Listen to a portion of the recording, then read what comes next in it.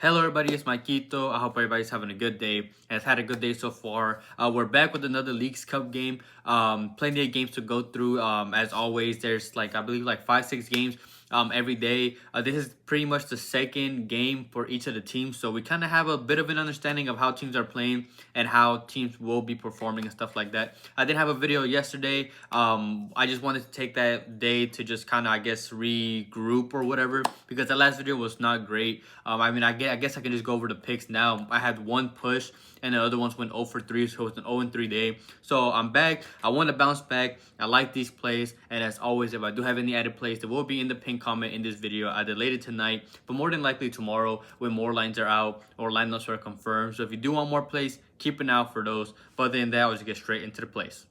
My first player prop that I found that I like is Agustin Palavecino to 102 shots for Necaxa going up against Inter Miami. He went over with 4 last game against Atlanta and showed that he can play well against MLS sides as well. And he's had 2+, including the Inter Miami game, in all 4 games so far this season, including against tougher defenses like America and Toluca. And last season, he was averaging 3.46 shots per 90. So that this line at 2.0, I like. He's a long shot taker. Last season, he took 49 from outside the box and 15 from inside the box. So a big majority of his shots, 75% of his shots or something like that, are from outside the box. And he's their set piece taker as well, so he can take those shots if he gets given the chance.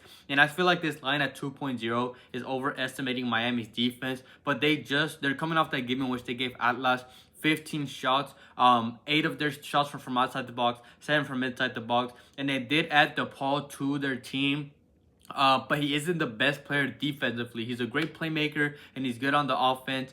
He can be an aggressive player, but he's not necessarily good on defense, so I'm not worried about his addition. And he's been playing either as a midfielder, as a center mid, or a left mid, which is good for us if he plays as a left mid because he's right-footed and he can take those long shots with his right foot cutting in from the left. So at 2.0, I like this line. Agustin Palavecino to go higher than 2 shots. And then the second player prop that I found that I like is Zendejas to go higher than 1.5 shots for America going up against Minnesota. He went over in the first game in the Leagues Cup with 3 and has gone over in 2 out of 4 games so far this season. So 50% hit rate, but I like the matchup here. First of all, he was averaging 2.25 shots per 90 last season, and he's also a long shot taker. He's taken 20. Last season, he took 24 from inside the box and 16 from outside the box, and he's a pretty versatile player as well. He's taken 27 with his left, which is his strong foot, but he's also taken 9 with his right and 4 headers. And normally in this tournament, MLS sides are the ones that play at home, but this game is actually in Houston, which is not only an away game for Minnesota, but it's much more closer to a home game for America because it's in Houston. There's a large Mexican population there, so it's much more of a home game than it is for Minnesota, which is an away game. And I like that specifically because Minnesota's defensive gap shows when they play away. At home in the MLS, on average, they've allowed 9.8 shots up to 15.4 away. So again, that's over a 5-shot difference in which they allow more shots. And Minnesota do not play possession. They actually average the least possession in the MLS at 38.8%. Going up against an America side who always plays possession, which just means more opportunities for him. And as long as he starts at 1.5, I like the line, so I like this play. Zendejas to a higher than 1.5 shots. Before I get into my money line play, as always, if you could just take a second to like the video and comment as well. It just takes a second, and it's a great way to support the channel. It helps boost the video out to more people, and I make all these plays for free, so anything you guys do to help show support really helps. And if you're not subscribed, please subscribe. Turn on notifications so you're notified when these videos go out. And I do also let people know in my Discord, which is linked in the description.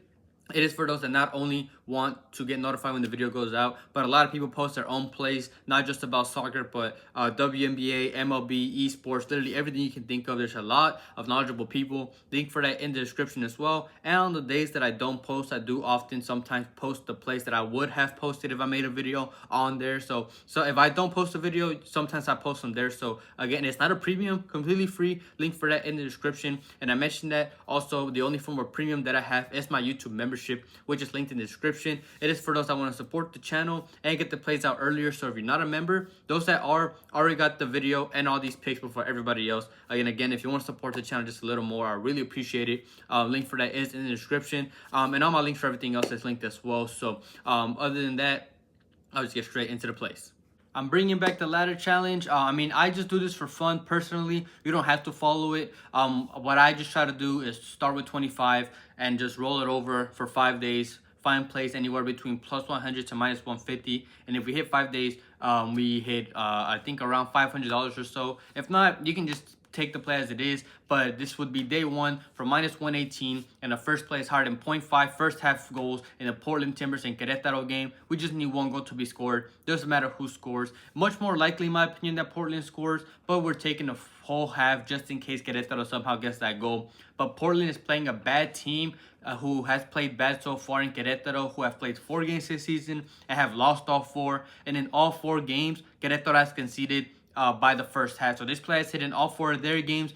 They have managed to score in 2 out of 4 games, hence why I'm taking total score instead of just Portland. While Portland, on the other hand, are coming off that 4-0 win from just 4 shots on target against San Luis. So they were very clinical. And even though they won 4-0, they still gave San Luis 15 shots and 6 shots on target. So if anything, they were pretty lucky to not concede. They've conceded 16 goals in 13 games at home as well. And with the game being in Portland, I expect them to get plenty of opportunities. Much more likely that Portland scores, but I'm taking total score just in case. So I like this play. Higher than 0.5 first half goals in a Portland Timbers and Querétaro game. And the second play that I found that I like is both teams to score in the Inter-Miami game going up against Necaxa. Miami is Miami, and with the game being in Miami, they should score. So this is really just whether or not Necaxa is able to score. Necaxa have conceded in all 4 games, so again, Miami should score in this game. But they have also scored in all 4 games so far, which means the both teams to score prop has hit in all 4 Necaxa games so far. And they were able to score against 2 tough defenses. I mentioned it earlier in a Palavecino pick. They were able to score against Toluca, and they were able to score against America. And I also mentioned that Miami have added the Paul, but he's not a great defender. He's more of a player that helps with their ball possession and their offense, but not their defense. They conceded against Atlas and gave them 15 shots, with 7 of those being on target, and both teams to score has hit in 73% of Miami games in the MLS, 16 out of 22, and they have conceded in 82% of games. 18 out of 22 games, they have conceded a goal. And with Necaxa having a pretty decent attack with Gambino and Palavecino, I expect this game to be back and forth. Both teams are pretty good offensively, but also weaker defensively. So I expect this game to be back and forth, and I like this play. Both teams to score in the Inter-Miami and Necaxa game, and I have this play for day 1 of the ladder challenge for minus 118. Thank you everybody for watching. Hopefully we can bounce back from that last day. I mentioned it before.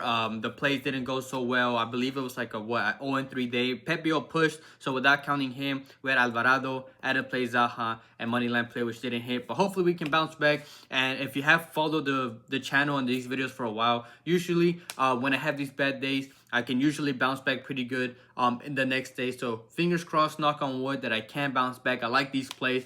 I've been able to kind of, I guess, like I mentioned, they've already played once, so I kind of have an understanding of how they're playing. So I like these plays. And like I mentioned before, if I do have any added plays, they will be in the pinned comments. So keep an eye out for those. If you do want more plays, thank you all for watching. Thank you for supporting. I hope everybody has a good night, a good day, and we can cash out tomorrow.